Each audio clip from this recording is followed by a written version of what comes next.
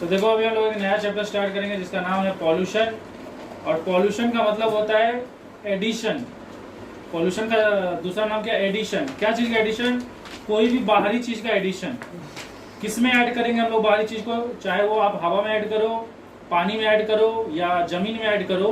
कोई भी बाहरी चीज़ को अगर आप पानी, हवा या ज़मीन में ऐड करते हो और वो पानी, हवा और ज़मीन का क्वालिटी को क्या करता है? खराब कर देता है, तब हम लोग उसको बोलेंगे, तब उस एडिशन को हम लोग बोलेंगे पॉल्यूशन। और जो चीज़ को ऐड करने से उसका क्वालिटी खराब हो रहा है उस चीज़ को बोलेंगे पॉल्यूटेंट। समझ में आया? तो देखो जमीन, मिट्टी, हवा और पानी, इन तीनों का क्वालिटी को अगर कोई चीज़ खराब करता है तो जो चीज़ खराब करता है उसको बोलते हैं पॉल्यूटेंट। और इस प्रोसेस को क्या बोलते हैं? ये जो एडिशन, मतलब ये जो गंदगी ऐड हो रहा है उसमें जिसके कारण वो खराब हो रहा है, क्वालिटी खराब हो रहा है, उस प्रोसेस को क्या बोलते हैं? पॉल्यूशन। ये चीज़ समझ में आया? अब देखो पॉल्यूशन में बहुत सारा टाइप्स का होता है। जैसे कि अगर एयर का क्वालिटी खराब होता है तो उसको एयर पॉल्यूशन बोलेंगे। वाटर का क्वालिटी खराब होता है तो उसको वाटर पॉल्यूशन बोलेंगे।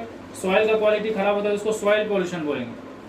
तो सबसे पहले हम लोग इसको एक एक करके डिस्कस करते हैं कि एयर पॉल्यूशन क्या क्या चीज़ के कारण से होता है।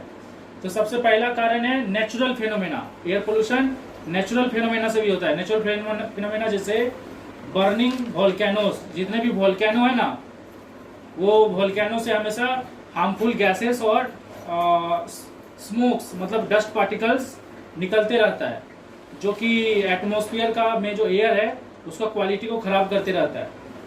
उसके अलावा फॉरेस्ट फायर भी नेचुरल फिनोमेना है। कभी कभी क्या होता है, बहुत ज़्यादा गर्मी के कारण फॉरेस्ट में आग लग जाता है, और जब फॉरेस्ट जलेगा तो फॉरेस्ट का जलने से बहुत सारा गैसेस भी निकलेगा और बहुत सारा डस्ट पार्टिकल भी निकलेगा, जो सॉइल का जो कि एयर का क्वालिटी को क्या करेगा? खराब कर देगा। उसके अलावा है इंडस्ट्री एंड व्हीकल। इंडस्ट्री भी और व्हीकल भी क्या क्या गैसेस रिलीज करता है? Carbon dioxide, sulphur dioxide, carbon monoxide और ऑक्साइड ऑफ नाइट्रोजन। ये कार्बन डाइऑक्साइड, सल्फर डाइऑक्साइड और नाइट्रोजन का जो ऑक्साइड है, ये जब हवा में जाता है तो ये वाटर वेपर के साथ मिक्स होके एसिड रेन करवाता है। समझ में आया कि नहीं? और ये एसिड रेन क्या करेगा? सॉइल का पीएच को एसिडिक कर देगा, मतलब सॉइल का पीएच को घटा देगा, जिसके कारण सॉइल क्या हो जाएगा? एसिडिक हो जाएगा।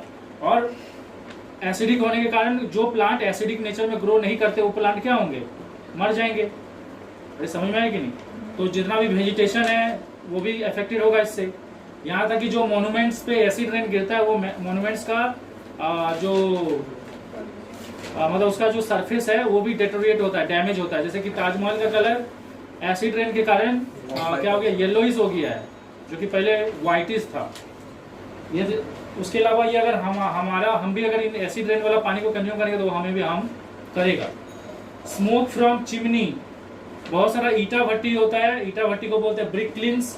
तो ये सब जो ईटा भट्टी में क्या लगे रहता है? चिमनी लगे रहता है। यहाँ तक कि बहुत सारे फैक्ट्री में भी चिमनी लगे रहता है। ये चिमनी हमेशा हार्मफुल गैसेस को और डस्ट पार्टिकल को कहाँ छोड़ता है? हवा में छोड़ता है। ये डस्ट पार्टिकल जब हम लोग इनहेल करेंगे हमारे लंग्स में जाके अल्वियोली में जम जाएगा, तो फिर हमारा अल्वियोली में इन्फेक्शन हो जाएगा और हम लोग को सांस लेने में प्रॉब्लम होगा। तो कल जाके हम लोग ट्यूबरकुलोसिस जैसा बीमारी का शिकार हो सकते हैं। उसके अलावा है कि जो गाड़ी का चक्का चलता है ना, चक्का जो रोड में जब चलता है व्हील, तो चक्का रोड में घिसता भी है, उससे भी बहुत सारा रबर का पार्टिकल निकलता है। और ये सभी भी अगर आपका रेस्पिरेटरी ऑर्गन में जाएगा तो उसको हार्म करेगा। कहीं पे ड्रिलिंग किया जा रहा है या कहीं पे माइनिंग किया जा रहा है, जैसे सोचो कि कहीं पे ग्रेनाइट लगा के वहाँ पे स्टोन सबको जो पहाड़ सब में जो स्टोन रहता है उसको ब्रेक किया जा रहा है, तो वो सब के दौरान भी बहुत सारा डस्ट पार्टिकल निकलता है जो कि हमारा रेस्पिरेटरी ऑर्गन को डैमेज कर सकता है। यहाँ तक कि जब हम लोग गार्बेज मतलब जो भी कचरा उचरा को जलाते हैं उस टाइम भी क्या होता है? बहुत सारा हार्मफुल गैसेस निकलता है जो हमारे लिए सही नहीं है, मतलब हमारे बॉडी को हार्म कर सकता है, मतलब वो हमारे बॉडी के लिए पॉइजनस है। जैसे कि सल्फर डाइऑक्साइड, मतलब सल्फर डाइऑक्साइड अगर हम इनहेल कर लें तो हम लोग सफोकेशन होने लगेगा और सफोकेशन से हम लोग मर भी सकते हैं, मतलब ये हमारे बॉडी के लिए भी हार्मफुल है। तो देखो एयर पोल्यूशन को कंट्रोल करने का तरीका क्या है? कि एयर पोल्यूशन को तो हम लोग पूरी तरह से कंट्रोल नहीं कर सकते, क्योंकि आज मॉडर्न लाइफ में गाड़ी रहेगा ही, इंडस्ट्री रहेगा ही, क्योंकि ये सब जॉब प्रोवाइड कर रहा है। तो हम लोग तो कुछ चीज़ करके थोड़ा बहुत तो कम कर ही सकते हैं। जैसे कि हम लोग लीड फ्री पेट्रोल यूज़ कर सकते हैं। अब क्वेश्चन ये होता है कि पेट्रोल के अंदर लीड का क्वांटिटी कम करने क्यों बोला जा रहा है, क्योंकि लीड एक ऐसा चीज़ है जो आपका बॉडी का बहुत सारा हिस्सा को इफेक्ट करता है, जैसे आपका ब्रेन को इफेक्ट करता है। अगर कोई पर्सन का ब्रेन लीड से इफेक्टेड हो जाएगा तो उसका ब्रेन ठीक से फंक्शनिंग नहीं करेगा। यहाँ तक ये आपका हार्ट को भी इफेक्ट करता है, तो हार्ट अटैक भी आ सकता है इसके कारण, अगर ये आपका ब्लड वेसल सब में जाके जमा हो गया तो। उसके अलावा लीड के कारण ना कैंसर सेल भी पैदा होता है, जो कि जिसके कारण कंटिन्यू सेल डिवीजन होगा, और अगर सोलो कोई ब्लड वेसल या कुछ जाम हो गया तो वहाँ ट्यूमर हो जाएगा, और ट्यूमर होने से भी आदमी का सोलो ट्यूमर फट गया, इंटरनल ब्लीडिंग होगा, आदमी मर सकता है। तो ऐसा बहुत सारा प्रॉब्लम है लीड के कारण। तो लीड फ्री पेट्रोल यूज करना है, लीड का क्वांटिटी को कम से कम करना है। दूसरा चीज है use of CNG, compress natural gas use करना है, क्योंकि सीएनजी जब भी चलेगा तो वो कार्बन डाइऑक्साइड और वाटर वेपर प्रोड्यूस करेगा, और कार्बन डाइऑक्साइड और वाटर वेपर हमारे बॉडी के लिए हार्मफुल नहीं है। समझ में आया कि नहीं? उसके बाद एफिशिएंट इंजन यूज करना है। एफिशिएंट इंजन मतलब जो फ्यूल को अच्छा से जला सके। अगर सोच लो कि इंजन समय के हिसाब से बहुत पुराना हो गया है तो वो इंजन ठीक से फंक्शनिंग नहीं करता है और वो फ्यूल को अच्छा से जलाता नहीं है। तो जब फ्यूल अच्छा से नहीं जलेगा तो फ्यूल जल के कार्बन डाइऑक्साइड नहीं प्रोड्यूस करके क्या प्रोड्यूस करेगा? कार्बन मोनोऑक्साइड प्रोड्यूस करेगा, मतलब इनकम्प्लीट कंबस्शन होगा। क्योंकि इंजन के अंदर क्या होता है, फ्यूल जलता है, जिसके कारण पिस्टन काम करता है ऊपर नीचे और चक्का को चलाता है। लेकिन जब वो इंजन पुराने होने लगता है तो वो ठीक से काम नहीं करता है और वहाँ पे कंप्लीट कंबशन नहीं हो पाता है, सफिशिएंट ऑक्सीजन इंजन खींच नहीं पाता है बाहर से। तो उस केस में सफिशिएंट ऑक्सीजन नहीं खींचेगा तो जो फ्यूल है वो सही से कंबशन नहीं होगा, सही से नहीं चलेगा, और कार्बन डाइऑक्साइड की जगह क्या प्रोड्यूस करेगा? कार्बन मोनोऑक्साइड, जो हमारे बॉडी के लिए बहुत ज़्यादा ही हार्मफुल है। मतलब हमारा बॉडी के लिए कार्बन मोनोऑक्साइड पॉइजनस है, उसके कारण हम लोग मर भी सकते हैं। गुड क्वालिटी फ्यूल यूज़ करना है, ऐसा फ्यूल यूज़ करना है जिससे कम से कम डस्ट पार्टिकल निकले, कम से कम मतलब हार्मफुल गैसेस निकले, तो इस टाइप का फ्यूल यूज़ करना है। हाँ, इको फ्रेंडली। हाँ, इको फ्रेंडली फ्यूल। नेक्स्ट है आपका वाटर पॉल्यूशन। वाटर पॉल्यूशन क्या क्या चीज़ के कारण होता है? हाउस होल्ड डिटर्जेंट, हम लोग कपड़ा उपड़ा साफ करते हैं, ये कपड़ा उपड़ा साफ जो करते हैं डिटर्जेंट से, ये पानी नाली से होते हुए किसी न किसी रिवर में या पॉन्ड्स में जाता है, और ये वहाँ का क्वालिटी को क्या करता है? खराब करता है। तो वहाँ का जो भी एक्वाटिक ऑर्गेनिज्म होगा उनके इकोसिस्टम को वो इफेक्ट करेगा, तो वो एक्वाटिक ऑर्गेनिज्म कल जाके मर सकते हैं। और जब ये एक्वाटिक ऑर्गेनिज्म मरेंगे तो इसको डिकम्पोज करने के लिए वहाँ पे बहुत सारा बैक्टीरिया का ग्रोथ होगा, और ये बैक्टीरिया क्या करेगा? वाटर के अंदर जितना भी ऑक्सीजन है उसको कंज्यूम कर लेगा, ताकि वो उस मरे हुए ऑर्गेनिज्म सबको क्या कर सके? डिकम्पोज कर सके। इसके कारण क्या होगा? उस पानी में ऑक्सीजन का और ज़्यादा कमी हो जाएगा, जिसके कारण और जो फर्दर ऑर्गेनिज्म बच गए होंगे वो भी ऑक्सीजन की कमी से क्या होंगे? मर जाएंगे। समझ में आए कि नहीं? तो आप लोग देखते होंगे कि पानी सब में काई जैसा हो जाता है, काई जैसा जम जाता है, ब्लू ग्रीन एल्गी सब, और बहुत सारा बैक्टीरिया का भी ग्रोथ होता है। ये सब इंडिकेट करता है कि पानी में ऑक्सीजन का क्वांटिटी क्या हो गया? बहुत कम हो गया है, और वो पानी कोई भी एक्वाटिक ऑर्गेनिज्म के लिए सुइटेबल नहीं है। तो ये इसीलिए हाउस होल्ड डिटर्जेंट जब भी रिलीज किया जाए तो उसको रिवर्स या पॉन्ड में रिलीज नहीं किया जाए, बल्कि इसको पहले इसमें से जो भी हार्मफुल चीज़ है उसको निकाला जाए और फिर जाके रिलीज किया जाए, मतलब पहले इसको चेक किया जाए। ठीक है, तो ये सब प्रक्रिया यूज़ करना पड़ेगा। दूसरा है सीवेज। नाली में भी क्या करते हैं हम लोग? बहुत सारी चीज़ को फेंकते हैं जो कि वहीं रिवर और पॉन्ड सब में जाता है, और वहाँ का वाटर का क्वालिटी को क्या करता है? खराब करता है। इंडस्ट्रियल वेस्ट, बहुत सारा इंडस्ट्रियल वेस्ट भी होता है। जैसे सोच लो कि एक सीमेंट का प्लांट है, तो सारा सीमेंट तो पैक नहीं हो जाता होगा, बहुत सारा सीमेंट उड़ के हवा में भी जाता होगा, बहुत सारा सीमेंट को पानी के थ्रू बहा दिया जाता होगा, तो ये सब जाके सीमेंट सब कहाँ? रिवर और पॉन्ड्स में जाता होगा, तो सीधा सा बात है वहाँ का एक्वाटिक ऑर्गेनिज्म को इफेक्ट करेगा। ऑयल स्पिल, ऑयल स्पिल में क्या किया जाता है? जहाँ पे भी पेट्रोलियम को निकाला जाता है समुद्र सबसे, तो कभी कभी क्या होता है, ये पेट्रोलियम का जो टंकी होता है ना, जब उसको लाया जाता है तो लीक हो जाता है, और ये सारा ऑयल ना समुद्र के ऊपर फैल जाता है। और समुद्र के ऊपर अगर फैल जाएगा ये ऑयल, तो ऑक्सीजन जो समुद्र के अंदर जा रहा है वो कहाँ से जा रहा है? एटमॉस्फेयर से जा रहा है। तो ये ऑयल तो लेस डेंसर है ना, तो ये क्या करेगा? ये पानी के ऊपर एक पतला सा लेयर बना लेगा।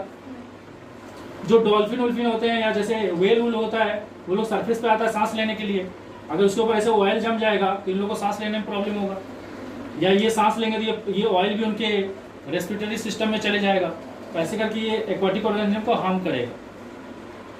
और सीधा सा बात है, अगर एक्वाटिक ऑर्गेनिज्म हार्म होंगे तो हम लोग सभी एक दूसरे से इंटरकनेक्टेड हैं, तो कल जाके इनडायरेक्टली हमें भी हार्म करेगा। थर्मल पोल्यूशन, बहुत सारे प्लांट में ना जो रिएक्शन होता है वो बहुत हाई टेम्परेचर पे होता है, तो उस टेम्परेचर को कम करने के लिए वहाँ पे वाटर को यूज़ किया जाता है ठंडा करने के लिए, मशीनरी को। और जब ये मशीनरी को पानी ठंडा करता है तो ये पानी खुद क्या हो जाता है, गर्म। और इन पानी को अगर आप रिवर और पॉन्ड्स में छोड़ दोगे तो वहाँ का पानी गर्म हो जाएगा और वो एक्वाटिक ऑर्गेनिज्म क्या हो सकते हैं, वहाँ का उस गर्मी से मर सकते हैं। तो ये सब चीज़ है जो वाटर पॉल्यूशन करता है। नेक्स्ट है सॉइल पॉल्यूशन।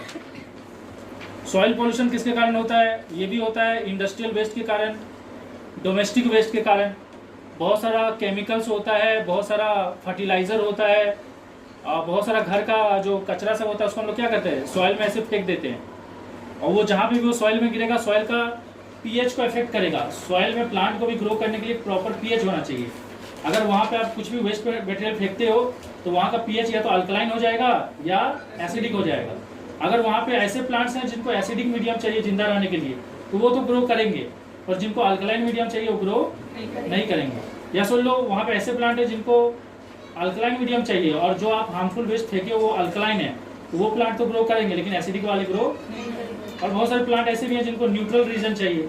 तो इस तरह से सॉइल का क्वालिटी इफेक्ट होता है। ये जितने भी केमिकल फर्टिलाइजर हम लोग यूज़ करते हैं या पेस्टिसाइड यूज़ करते हैं, ये चूहा हुआ को मारने के लिए या कीड़ा को मारने के लिए, ये इनडायरेक्टली मतलब हम लोग अपना अनाज को बचाने के लिए उसमें पेस्टिसाइड छींटते हैं ताकि उस पर कीड़ा ना लगे, उसको चूहा ना खाए। लेकिन ये सभी चीज़ ना सॉइल में भी जाता है और सॉइल में जाके ना जो अच्छे बैक्टीरियाज हैं ना उनको भी मार देता है। क्योंकि अच्छे बैक्टीरिया क्या करते हैं, एटमॉस्फेरिक नाइट्रोजन को सॉइल में डालते हैं ताकि सॉइल का न्यूट्रिएंट्स बढ़ सके, सॉइल का फर्टिलिटी बढ़ सके। लेकिन अगर उन बैक्टीरियाज को भी ये मार देगा तो एटमॉस्फेयर का नाइट्रोजन को सॉइल में वो बैक्टीरिया डाल नहीं पाएंगे, क्योंकि वो बैक्टीरिया एग्जिस्ट ही नहीं करेंगे। तो सॉइल का न्यूट्रिएंट्स धीरे धीरे खत्म हो जाएगा और सॉइल जो है वो प्लांट के ग्रो करने के लिए सूटेबल नहीं रहेगा। तो इससे एग्रीकल्चर इफेक्ट होगा, खेती बाड़ी इफेक्ट होगा, और खेती बाड़ी इफेक्टेड होगा तो इनडायरेक्टली हम लोगों को खाना नहीं मिलेगा। और अगर सोच लो किसी कारण से प्लांट ग्रो हो भी गया तो प्लांट भी तो इस केमिकल को एब्जॉर्ब करेगा ना, और इसी प्लांट से जो अनाज होगा, गेहूं होगा, उसको कल हम लोग खाएंगे। तो ये फर्टिलाइजर कहीं ना कहीं हमारे बॉडी में भी जा रहा है, तो इनडायरेक्टली हम लोग अपना मारने का ही जुगाड़ कर रहे हैं। इसलिए बोला जाता है कि नेचुरल फर्टिलाइजर यूज करना चाहिए, जैसे कि गाय सब का गोबर, कंपोस्ट, हाँ, या जो भी हरा सब्जी उब्जी रहता है उसको आप ये कर सकते हो कि कहीं पे थोड़ा सा मिट्टी कोर लो अपना बगीचा में, और वहाँ पे जो भी हरा सब्जी है या गाय का गोबर है उसको डाल के मिट्टी से कवर कर दो। वो कुछ टाइम बाद सड़ के ना कंपोस्ट बन जाएगा। उस कंपोस्ट को आप यूज कर सकते हो, तो उससे आपका सॉइल का फर्टिलिटी बढ़ के और बढ़ेगा, मैन्योर का काम करेगा वो। समझ में आया कि नहीं? यहाँ तक कि अगर आप एक बड़ा सा टंकी जैसा बना लो और उसमें गाय का गोबर डाल दो और उसको बंद कर दो, तो उससे कुछ ऐसा गैस भी निकलेगा, स्पेशली मीथेन गैस निकलेगा, जिसको आप किचन में एज ए फ्यूल यूज कर सकते हो, गोबर गैस प्लांट। तो ऐसा चीज सब किया जा सकता है। अब देखो, कुछ ऐसे चीज भी होते हैं, कुछ ऐसे इंडस्ट्री भी होते हैं जहाँ पे आपका uranium as a fuel use किया जाता है। अब ये यूरेनियम को एज ए फ्यूल जब यूज किया जाता होगा तो आफ्टर द रिएक्शन जो भी रेडियो एक्टिव सब्सटेंस बचते होंगे उसको कहीं ना कहीं डंप किया जाता होगा। लेकिन अगर उसको प्रॉपर्ली डंप नहीं किया गया तो उससे जो निकलने वाला रेडिएशन है उससे भी हम लोग मर सकते हैं, क्योंकि हम लोग को पता है कि जो रेडियो एक्टिव सब्सटेंस होता है उससे गामा रे निकलता है, और ये गामा रे हमारा सॉइल को हमारा स्किन का जो सेल है उसको डैमेज कर सकता है। समझ में आया कि नहीं? तो इसलिए ये सब भी एक पॉल्यूशन का कारण है, क्योंकि ये सब भी सॉइल में अगर कहीं पे प्रॉपर्ली डंप नहीं होंगे और वहाँ पे अगर सो लोग कल जाके कोई लोग पीपल जाके सोसाइटी बनाते हैं तो उस रेडिएशन से वहाँ के लोग मरेंगे। एक्सरे जो है वो भी बहुत हार्मफुल है, तो मेडिकल यूज में एक्सरे को यूज किया जाता है, लेकिन अगर कोई पर्सन एक्सरे में कंटिन्यूसली एक्सपोज होगा तो वो भी उसका सेल सबको क्या करेगा, डैमेज करेगा। मतलब सिर्फ जस्ट चेकअप पर्पज के लिए ठीक है। तो इन चीज़ों को प्रॉपर्ली डिस्पोज करना बहुत जरूरी है। नेक्स्ट है आपका नॉइज पॉल्यूशन। ये भी एक तरह का पॉल्यूशन है। नॉइज पॉल्यूशन क्या होता है? Unpleasant and loud sound. तो जो भी साउंड हम लोग जानते हैं कि रोड में हम लोग जब भी जाते रहते हैं तो गाड़ी सब चलते रहता है, तो उससे क्या होता है, बहुत ही इरिटेटिंग साउंड सब आता है, और ये सब साउंड से आपका कान भी खराब हो सकता है। तो नॉइज पॉल्यूशन को रोकने का सबसे बेस्ट तरीका क्या है कि आपको रोड का दोनों साइड में क्या लगाना चाहिए, ट्री लगाना चाहिए।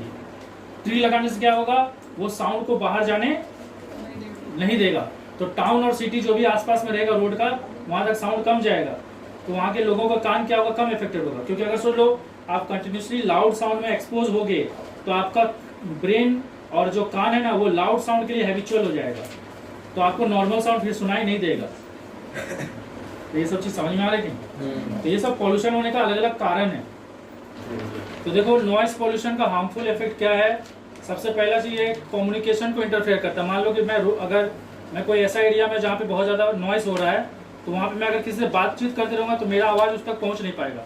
या सुन लो मैं किसी से कॉल में भी बात करते रहूँगा तो वो पर्सन उधर से क्या बोल रहा है मुझे सुनाई नहीं देगा। तो कहीं ना कहीं कम्युनिकेशन को इफेक्ट करता है। कंसंट्रेशन को इंटरप्ट करता है। मान लो कि मेरा एग्जाम है, मैं पढ़ रहा हूँ और सामने वाला घर में बर्थडे पार्टी चल रहा है, गाना बज रहा, पार्टी यूं ही चलेगी तो मेरा जो कंसंट्रेशन है वो गाना की तरफ चले जाएगा और मेरा पढ़ाई पर से ध्यान हट जाएगा और कल का एग्जाम में मैं फेल होऊंगा। तो कंसंट्रेशन को इफेक्ट करता है। लोअर एफिशिएंसी आपका काम करने का एफिशिएंसी को भी कम कर देता है। क्योंकि देखो जब कहीं पे चिल्ला चिल्ली हो रहा है और आप कुछ काम कर रहे हो तो आपका उस पर से बार बार ध्यान हटता है। मान लो बगल वाली आंटी बगल वाले अंकल को पीट रही है तो आपका ध्यान ना उस पर डाइवर्ट हो जाता है, क्योंकि आपको उधर मजा लेना है। तो आपको जो काम करने का एफिशिएंसी है क्या होता है, कम हो जाता है। डिस्टर्ब स्लीप, रात को सोच लो आप सोए हो और रात भर एकदम पार्टी सॉन्ग चल रहा है, ब्लू है पानी, तो आप क्या आप सो नहीं पाओगे। और damage ear drum, prolong noise lead to deafness.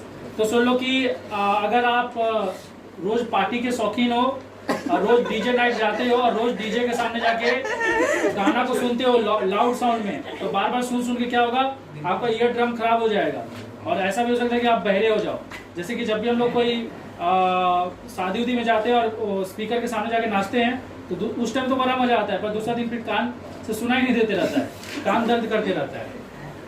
Bird life get disturb by aircraft. तो जो जब भी साउंड प्रोड्यूस होता है ना तो वो एक तरह का वाइब्रेशन प्रोड्यूस करता है। वो वाइब्रेशन ना बर्ड्स को भी क्या कर सकता है, इफेक्ट कर सकता है। कैसे देखो, क्योंकि बर्ड्स लोग ना एक दूसरे से कम्युनिकेट करते रहते हैं एक जगह से दूसरा जगह जाने के लिए। समझ में आएगी नहीं? जैसे लोग ये एक बर्ड उड़ के ऐसे जा रहा है, उसको एक दूसरा बर्ड फॉलो कर रहा है, उसको एक तीसरा बर्ड फॉलो कर रहा है। मान लो एक बर्ड यहाँ पे उड़ रहा है, वो उसको फॉलो कर रहा है। अब ये लोग एक दूसरे से कम्युनिकेट कर रहे हैं और अगर सोच लो कि बीच में से यहाँ से कोई एरोप्लेन उड़ के गया, उससे साउंड प्रोड्यूस हुआ, तो इनका जो सिग्नल है वो उस तक नहीं पहुंच पाया, तो वो बर्ड भटक जाएगा और कोई गलत जगह चले जाएगा जहाँ पे नहीं जाना चाहिए, और वहाँ जाके हो सकता है कि वो जगह उसके लिए सूटेबल ना हो और मर सकता है, या कि नहीं तो उसका भी ईयर ड्रम खराब हो सकता है और सीधा सा बात है सुनने का क्षमता खत्म हो जाएगा, तो वो लोग एक दूसरे से कम्युनिकेट नहीं कर पाएंगे, तो इधर उधर जाके उनका एक्सीडेंट भी हो सकता है। तो बर्ड का लाइफ भी अफेक्टेड होता है। क्या क्या स्टेप्स ले सकते हैं इसको मिनिमाइज करने के लिए? सबसे पहला स्टेप है जितना भी ब्लोइंग हॉर्न्स है ना उसको प्रोहिबिट करना है। लेकिन हम लोग पूरी तरह से तो प्रोहिबिट इसको नहीं कर सकते। जितना भी हमारा बाइक में जो हॉर्न्स होता है या ट्रेन में जो हॉर्न्स होता है या बस में जो हॉर्न होता है उसको हम लोग पूरी तरह से तो बंद नहीं कर सकते। तो इसलिए आपको तभी हॉर्न मारना है जब जरूरत हो। कुछ लोग क्या होता है रोड में गाना बजा देते हैं उससे पैप पैप पो पो पीपू करके, मतलब पूरा बजाते हुए एकदम, मतलब उनको डिस्टर्ब करना है सबको। मतलब वो चाहते हैं कि रोड खाली हो जाए, वही सिर्फ चला उनका पप्पा का रोड हो जाए। नेक्स्ट है रेस्ट्रिक्शन ऑन लाउड स्पीकर। तो लाउड स्पीकर सबको क्या करना चाहिए, बंद करना चाहिए। लेकिन बहुत सारा loud speaker religious point of view भी रहता है, तो उन लाउड स्पीकर को भी चलने देना चाहिए। लेकिन स्पेशली नाइट के टाइम में लाउड स्पीकर को बंद करना चाहिए।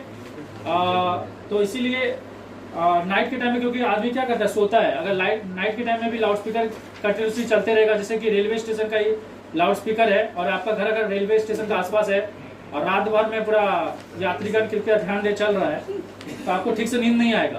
तो इसलिए रात के टाइम में कम से कम लाउड स्पीकर को क्या कर देना चाहिए, बंद कर देना चाहिए। बाकी दिन के टाइम में कहीं पे अगर कोई मंदिर है, मस्जिद है, वहाँ पे अगर कोई बज रहा है किसी का रिलीजियस बिलीफ के कारण, तो वो अलग बात है। लेकिन एटलीस्ट रात के टाइम में जब इंसान सो जाता है उस टाइम बंद करना चाहिए। Planting tree on the road side. जब भी रोड में गाड़ी जाता है तो आपको पता है कि रोड में हमेशा हॉर्न बजेगा ही, क्योंकि बहुत ज़्यादा वहाँ पे ट्रैफिक रहता है। तो इसलिए उसके अगल बगल में अगर ट्री लगा दिया जाए तो उससे क्या होगा, जो अगल बगल में जो भी टाउन या सिटीज़ होगा वो अफेक्टेड नहीं होगा। यहाँ तक कि वहाँ पे जो लोग रहते हैं वो अपना घर का विंडो और डोर्स को बंद रख सकते हैं ताकि बाहर का साउंड उनको अफेक्ट ना करे। ठीक है। No burn fire cracker. तो अब हमें अब ऐसा नहीं करना है कि रोज फायर क्रैकर जलाना है। समझ में आया कि नहीं? उससे भी आपका ईयर ड्रम अफेक्टेड होगा। ओकेजनली बजा सकते हो, किसी का शादी हो, दीपावली हो या कोई ओकेजन हो तो उसमें बूम बम चलता है। अब तुम बोलेगा नहीं हम रोज फोड़ेंगे, वो भी अपना घर के पीछे नहीं, किसी और का घर के पीछे, तो वो सब चीज नहीं करना चाहिए। ओके घर में देखो जो नॉर्मल रेन होता है ना, उसका पीएच कितना होता है? 6 होता है, मतलब वो स्लाइटली एसिडिक होता है, अबाउट 6 होता है, मतलब 6 के आसपास होता है। लेकिन एसिड रेन जो होता है ना, उसका पीएच क्या होता है? 6 से कम होता है। और एसिड रेन अगर कोई वेजिटेशन पे गिरेगा, कोई सब्जी उब्जी पे, जहाँ पे आप एग्रीकल्चर मतलब कहीं पे कुछ खेती बाड़ी हो रहा है, वहाँ पे अगर एसिड रेन गिरेगा तो उस प्लांट का ग्रोथ करने के लिए सोच लो कि न्यूट्रल मीडियम चाहिए, लेकिन वहाँ का मीडियम को ये क्या कर देगा? एसिडिक, तो प्लांट मर जाएगा। एंशियंट मोन्यूमेंट, तो जैसे कि एग्जांपल के तौर पे लेते हैं ताजमहल। ताजमहल में ना लाइमस्टोन यूज हुआ है, मतलब सॉरी ताजमहल में मार्बल यूज हुआ है। अब मार्बल क्या है? कैल्शियम कार्बोनेट है, तो कैल्शियम कार्बोनेट के ऊपर अगर H2SO4 गिरेगा तो ये बन जाएगा कैल्शियम सल्फेट और कार्बन डाइऑक्साइड और H2O बन जाएगा। समझ में आया कि नहीं? तो इससे धीरे धीरे उसका जो भी मार्बल है वो क्या होगा? डिग्रेड होगा। तो वही चीज लिखा है कि अगर कंटिन्यूसली एसिड रेन होता है तो एंशिएंट मॉन्यूमेंट सब डैमेज हो सकता है, जो कि अगर ये पत्थर से बना हुआ है तो, क्योंकि पत्थर होता है कैल्शियम कार्बोनेट। यहाँ तक ये सब गैसेस अगर एटमॉस्फेयर में ज़्यादा बढ़ जाए तो आपका विजिबिलिटी को भी कम कर देता है, मतलब आपको सामने वाला चीज़ ठीक से दिखाई नहीं देगा। आप चलो कार लेके जा रहे हो, सोचो कि सामने से 2 बाइक आ रहा है लेकिन सामने से 1 ट्रक आ रहा होगा, और फिर दोनों ढुसुम हो जाएगा, एक्सीडेंट होगा। एक्वाटिक ऑर्गेनिज्म भी अफेक्टेड होता है, क्योंकि पानी में जब ये एसिड रह जाएगा तो पानी का पीएच को कम कर देगा, तो जो एक्वाटिक ऑर्गेनिज्म है एसिडिक नेचर के कारण मर सकते हैं। एसिड रेन कौन कॉज करता है? कार्बन डाइऑक्साइड और SO2 गैस, और ऑक्साइड ऑफ नाइट्रोजन भी कॉज करता है। ये सब हम लोग ऑलरेडी डिस्कस किए हैं। नेक्स्ट है आपका green house gases, sorry green house effect. Green house effect में क्या होता है? एक कांच का घर बनाया जाता है या ट्रांसपेरेंट प्लास्टिक का घर बनाया जाता है। कांच और ट्रांसपेरेंट प्लास्टिक क्या करता है?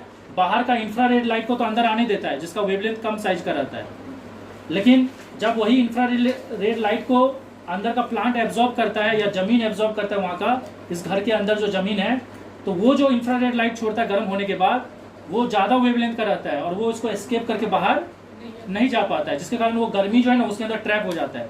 और जितना ज़्यादा गर्मी ट्रैप होगा, प्लांट को फोटोसिंथेसिस करने के लिए उतना लाइट एनर्जी मिलेगा। अरे फोटोसिंथेसिस लाइट एनर्जी के कारण ही होता है ना।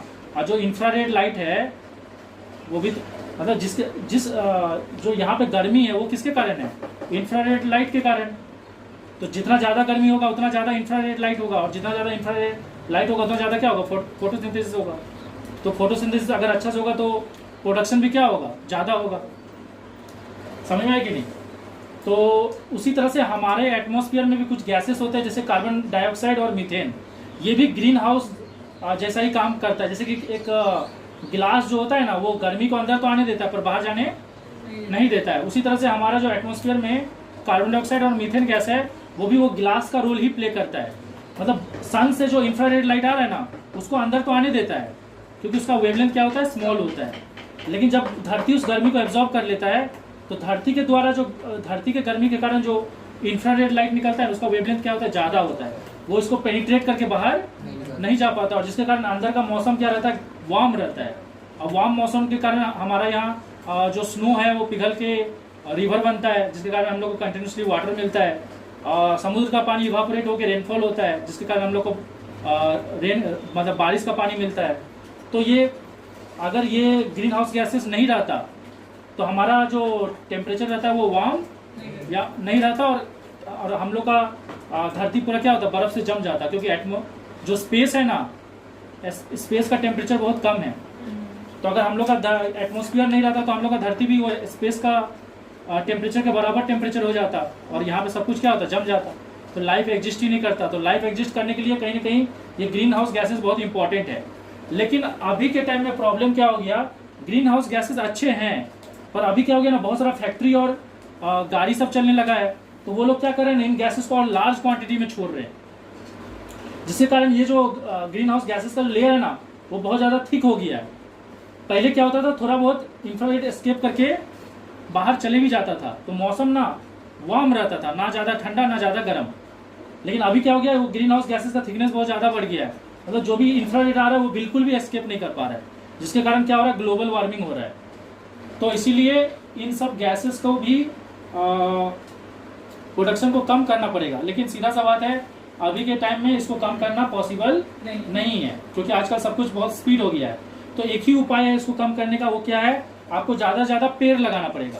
एटलीस्ट आप इतना कर सकते हो कि आपका अगर सोच लो कहीं पे घर है तो अपना घर का किसी कॉर्नर में एक ट्री लगा दो। तो मान लो कि अगर एक एरिया में 100 घर है तो 100 ट्री होगा कि नहीं, और 100 ट्री होगा तो वो कार्बन डाइऑक्साइड को एब्जॉर्ब करेगा, तो कार्बन डाइऑक्साइड का क्वांटिटी क्या होगा, कम होगा। तो हम लोग इतना तो कर सकते हैं ना कि हमारा कहीं भी जमीन है तो उसमें कम से कम एक कॉर्नर में एक तो आम का पेड़ ही लगा लो, अरे मतलब कुछ अच्छा चीज़ लगा लो। नेक्स्ट है, तो ग्लोबल वार्मिंग को कम करने का एक ही तरीका, इस गैसेस को क्वांटिटी को थोड़ा कम करना पड़ेगा, और इसका उपाय है पेड़ लगाना। ओजोन लेयर डिप्लेशन, देखो ओजोन लेयर ना हमारे अर्थ के लिए बहुत इंपॉर्टेंट है, क्योंकि ओजोन लेयर ना अल्ट्रावायलेट रेडिएशन को, ये अल्ट्रावायलेट बी रेडिएशन जो है ना ये बहुत हार्मफुल है।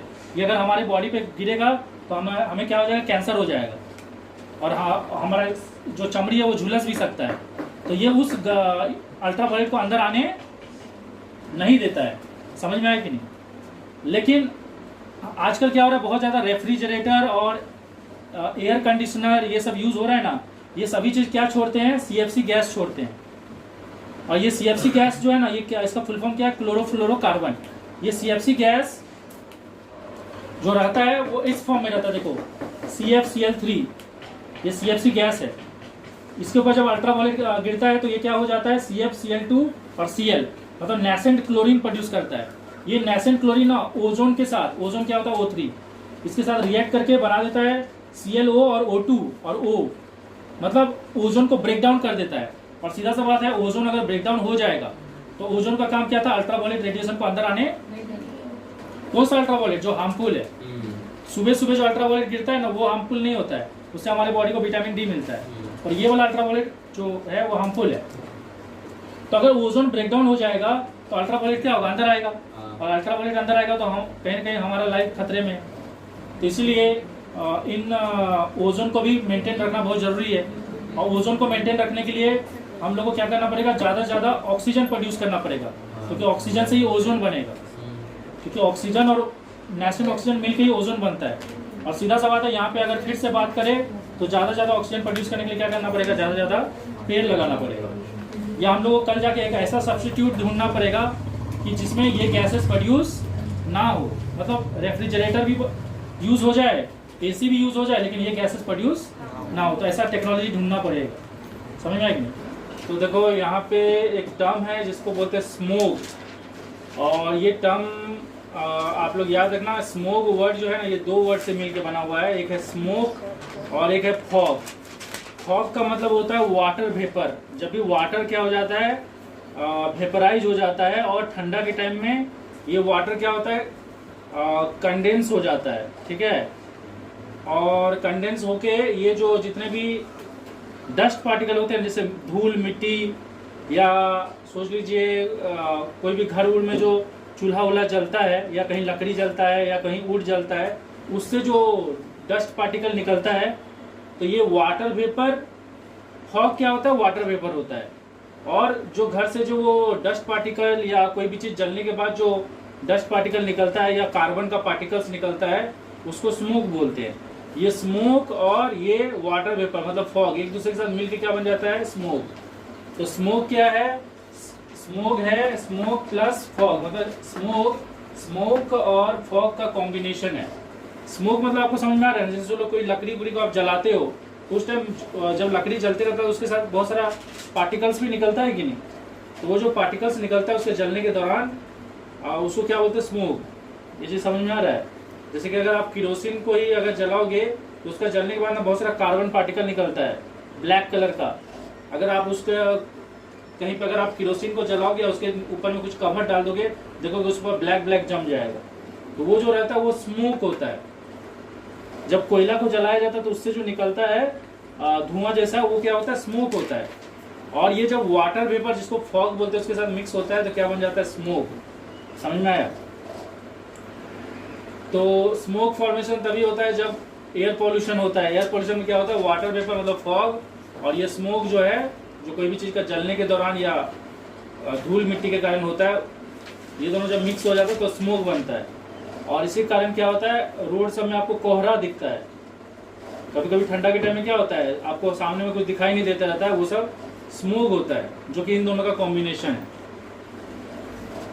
ओके, तो ये सब एयर पोल्यूशन के कारण होता है। अब देखो कोई भी पॉल्यूशन हो उसको कंट्रोल कैसे किया जा सकता है, वैसे मैं अलग अलग पॉल्यूशन को कैसे कंट्रोल करना है उसको मैं आपको ऑलरेडी बताया हूँ, लेकिन यहाँ पे कुछ इंपॉर्टेंट पॉइंट्स है जो कि आप ऐड कर सकते हो पॉल्यूशन को कैसे कंट्रोल किया जाता है उसमें। जैसे कि अगर आप एयर पॉल्यूशन को कम करना चाहते हो तो आपको क्या करना पड़ेगा, आपको अनलीडेड पेट्रोल यूज करना है। ऐसा पेट्रोल यूज करना है जिसमें लीड का क्वांटिटी कम हो, क्योंकि मैं आपको ऑलरेडी बताया था कि लीड जो होता है वो आपका हार्ट को भी अफेक्ट करता है। लीड वाला एयर को इनहेल करने से आपको हार्ट अटैक भी आ सकता है। लीड आपका ब्रेन को भी अफेक्ट करता है। तो लीड का बहुत सारा प्रॉब्लम है। अगर ये लीड आपके बॉडी में चली जाएगा, अगर आप इनहेल करोगे तो आपको बहुत टाइप का प्रॉब्लम हो सकता है। इसीलिए ऐसा पेट्रोल यूज करना जिसमें लीड का क्वांटिटी क्या हो, कम हो। आप उसको सब्स्टिट्यूट कर सकते हो सीएनजी के साथ। आजकल पेट्रोल की जगह आजकल गैस वाला भी इंजन हो गया है जिसमें कॉम्प्रेस नेचुरल गैस यूज होता है। और ये इसका फायदा क्या है कि ये जब भी बर्न होगा ना इंजन में, तो ये हमेशा कार्बन डाइऑक्साइड प्रोड्यूस करेगा, और कार्बन डाइऑक्साइड जो है वो हमारे बॉडी के लिए हार्मफुल नहीं है। नेक्स्ट तरीका क्या है एयर पोल्यूशन को कम करने का। जैसे हम लोग जानते हैं कि जब भी कोई बहुत सारा इंडस्ट्री में ना चिमनी रहता है और चिमनी से बहुत सारा हार्मफुल पार्टिकल्स, बहुत सारा स्मोक जो होता है वो एटमॉस्फेयर में जाता है, और ये स्मोक को जब हम लोग इनहेल करेंगे तो हम लोग को बहुत सारा रेस्पिरेटरी डिजीज हो सकता है। तो इस स्मोक को चिमनी से बाहर जाने से हम लोग को क्या करना है, रोकना है। इसको रोकने के लिए तरीका क्या है, आप यहाँ पे क्या यूज कर सकते हो, चिमनी में हम लोग यूज कर सकते हैं इलेक्ट्रोस्टैटिक प्रेसिपिटेटर। ये होता क्या है एक्चुअली में, इलेक्ट्रोस्टैटिक प्रेसिपिटेटर जो होता है ना वो नेगेटिव और पॉजिटिव प्लेट से बना होता है। नेगेटिव और पॉजिटिव प्लेट से बना हुआ रॉड होता है। तो जब भी कोई डस्ट पार्टिकल इसके बीच से गुजरता है ना, तो ये नेगेटिव प्लेट और पॉजिटिव प्लेट क्या करता है, उस डस्ट पार्टिकल को आयोनाइज कर देता है। मान लो कि यहाँ से कोई पार्टिकल जा रहा है, वो पहले न्यूट्रल था, लेकिन जैसे यहाँ से गुजरा तो ये पॉजिटिव प्लेट के पास से जैसे गुजरेगा ना, पॉजिटिव प्लेट क्या करेगा, उसका इलेक्ट्रॉन को खींच लेगा, और ये पार्टिकल भी क्या हो जाएगा, पॉजिटिव। और जैसे ये पार्टिकल पॉजिटिव होगा, ये नेगेटिव प्लेट से क्या होगा, चिपक जाएगा, और ये बाहर फिर नहीं निकलेगा। तो फिर बाहर से गैस जा पाएंगे, और जो हार्मफुल डस्ट पार्टिकल है वो बाहर जा नहीं पाएंगे। तो इससे क्या होगा, एटमॉस्फेयर में ये जो पॉल्यूटेंट है उसका क्वांटिटी क्या होगा, कम होगा। नेक्स्ट तरीका है पॉल्यूशन को कम करने का, रिसाइकल, रिड्यूस एंड रीयूज। ये 3 R है जो बहुत इंपॉर्टेंट है। इसका नाम है RRR। यह RRR मूवी नहीं है, इसका मतलब है रिसाइकल, रिड्यूस एंड रीयूज, या आप ऐसे बोल सकते हो रिड्यूस, रिसाइकल एंड रीयूज। इसमें क्या करना है, इसमें आपको उन वेस्ट को जो कि क्या है, नॉन बायोडिग्रेडेबल। नॉन बायोडिग्रेडेबल का मतलब होता है जो वेस्ट डिकम्पोज होने में नेचर में बहुत लंबा टाइम लगता है। मान लो कि प्लास्टिक को डिकम्पोज होने में मान लो 1000-2000 साल लग रहा है, या 500-600 साल लग रहा है, बहुत लंबा टाइम लग रहा है। तो जो चीज़ को डिकम्पोज होने में बहुत लंबा टाइम लगता है उसको बोलते हैं नॉन बायोडिग्रेडेबल वेस्ट, जो कि 1-2 दिन में या हफ्ता भर में डिकम्पोज नहीं होता है। तो ऐसे वेस्ट वाला चीज को ना आपको रिड्यूस करना है। रिड्यूस मतलब अपना दिनचर्या में कम यूज करना है, या अगर आप यूज कर रहे हो तो उसको बार बार रीयूज करना है। रीयूज मतलब जैसे सोचो कि मैं एक तो पानी का बोतल खरीदा, मैं उसमें पानी पिया, तो मेरे को क्या करना है ना, बार बार पानी का बोतल नहीं खरीदना है। बार बार पानी का बोतल नहीं खरीदने को क्या बोलते हैं, रिड्यूस। मतलब मैंने पानी का बोतल का खरीदने को क्या कर दिया, कम कर दिया, तो ये हो गया रिड्यूस। रीयूज में क्या होगा, मैं उसी पानी का बोतल को बार बार यूज करूंगा। मैं कहीं भी जर्नी में जाऊंगा उसी पानी बोतल को ले जाऊंगा और पानी उसमें भर भर के पीऊंगा, मैं नया पानी का बोतल नहीं खरीदूंगा। तो रिड्यूस भी हो गया, रीयूज भी हो गया। और रिसाइकल में क्या करूंगा, अगर सोच लो कि वो पानी का बोतल किसी कारण से डैमेज हो गया है, तो मैं वो पानी का बोतल उन लोगों को दे दूंगा जो कि उसको उस इंडस्ट्री तक पहुंचा देंगे, जो कि उसको दोबारा से रिसाइकल करके क्या कर देगा, नया कर देगा। या हो सकता है कि उसको रिसाइकल करके कुछ और में कन्वर्ट कर दे। अरे समझ में आ रहा है कि नहीं। तो ये चीज किसके अप्लाई करना है, जो नॉन बायोडिग्रेडेबल वेस्ट है, जिसको मतलब डिकम्पोज होने में बहुत लंबा टाइम लगता है। और एक तरीका क्या है अगर आप एयर पोल्यूशन को कम करने का, कि switching off the automobiles at red light. तो जब भी स्ट्रीट आप लोग जानते हो ट्रैफिक में ट्रैफिक का एक यहाँ पर इंडिकेटर रहता है जिसमें रेड, ग्रीन और येलो कलर रहता है, समझ में आया कि नहीं। ये रेड कलर क्या इंडिकेट करता है कि आपको रुकना है। तो हम लोग को बहुत बार क्या होता है कि रेड सिग्नल आ जाता है और गाड़ी को रोकते हैं, लेकिन हम लोग ना गाड़ी को रोक तो देते हैं, लेकिन हम लोग इंजन को चालू रखते हैं। तो इंजन को चालू होने से क्या रहता है, वो फ्यूल जलते रहता है, और फ्यूल जलने से क्या होता है, उससे जो हार्मफुल गैसेस है वो बाहर निकलते रहता है, तो उससे पॉल्यूशन होगा। तो इसलिए बोला गया कि जब भी रेड लाइट इंडिकेटर दिखा रहा, मतलब गाड़ी को रोकने टाइम आप क्या करो, गाड़ी को बंद ही कर दो, फिर जब ग्रीन होगा तो गाड़ी को दोबारा चालू करके चले जाना। इससे क्या होगा कि आपका जो फ्यूल है वो भी कम यूज होगा और पॉल्यूशन भी कम होगा। तो इसी एयर पॉल्यूशन को कम करने के लिए और बहुत सारी चीज को देखते हुए गवर्नमेंट एक कैंपेन चलाया जिसका नाम था स्वच्छ भारत अभियान। स्वच्छ भारत अभियान में का टारगेट क्या था कि रोड, जो भी स्ट्रीट है, जो भी इंफ्रास्ट्रक्चर है, घर सब है, वो सब सभी मतलब गली मोहल्ला जो भी है, चाहे वो टाउन का हो या सिटी का हो, वो क्या हो, साफ सुथरा हो। समझ में आया कि नहीं? मतलब जो भी ड्रेनेज है वो साफ सुथरा हो, जो भी रोड गली है वो सब साफ सुथरा होना चाहिए। तो हर कहीं भी कचरा वचरा रोड पे नहीं फेंकना है। प्रॉपर डस्टबिन हर जगह लगाया गया है ताकि आप कचरा को उस डस्टबिन में फेंको, ताकि रोड सब गंदा ना हो। तो इसको देखते हुए एक अभियान चालू किया गया, स्वच्छ भारत अभियान। मतलब इसमें रोड सबको आपको क्या रखना है, साफ रखना है, आपके सराउंडिंग को साफ रखना है, मतलब हाइजीनिक रखना है। और दूसरा स्वच्छ भारत अभियान का दूसरा टारगेट क्या था, एक तो था साफ सुथरा, और दूसरा टारगेट क्या था, ओपन डिफिकेशन को एलिमिनेट करना है। To eliminate defecation, to eliminate open defecation, खुले में लैट्रिन करना को क्या करना है, हटाना है। जैसे कि पहले के टाइम में क्या होते थे, लोग ना ये मानते थे कि घर में टॉयलेट नहीं बनाना चाहिए। गांव घर में लोगों का ऐसा सोच रहता था, क्योंकि उनका मानना था कि घर में भगवान का वास होता है, तो घर में टॉयलेट नहीं होना चाहिए। तो आपको अपना रूम के अंदर टॉयलेट मत बनाओ अगर आप इतना ही मानते हो तो, लेकिन अपना बाउंड्री में किसी कॉर्नर पे टॉयलेट बना सकते हो। और इस चक्कर में क्या होते थे, लोग ना ओपन ग्राउंड में जाके डिफिकेशन करते थे, मतलब लैट्रिन करते थे।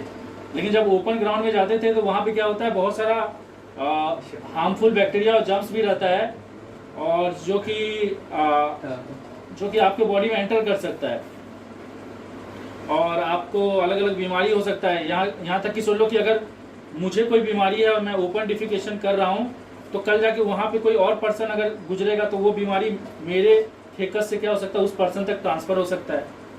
या सोच लो वहाँ से कोई मक्खी उड़ के आया और आपका खाना पे आगे बैठ गया, तो वहाँ से वहाँ इन्फेक्शन ट्रांसफर हो सकता है। इसलिए ओपन डिफिकेशन को रोकना बहुत जरूरी था। तो गवर्नमेंट इसलिए क्या किया, अलग अलग जगह पे क्या किया, टॉयलेट बनाया। चाहे वो इंडिविजुअल लेवल पे हो, हर इंसान को कुछ पैसा दिया गया अपना घर में टॉयलेट बनाने के लिए। कम्युनिटी लेवल पे भी टॉयलेट बनाया गया है। आज आप देख सकते हो, कोई सब्जी मार्केट होगा या कहीं भी जाओगे, मॉल होगा या कुछ भी, वहाँ पे टॉयलेट का फैसिलिटी रहता है। तो ये दो टारगेट था स्वच्छ भारत अभियान का। हर जगह साफ सुथरा होना चाहिए, खुला में शौच नहीं करना है, लैट्रिन नहीं करना है।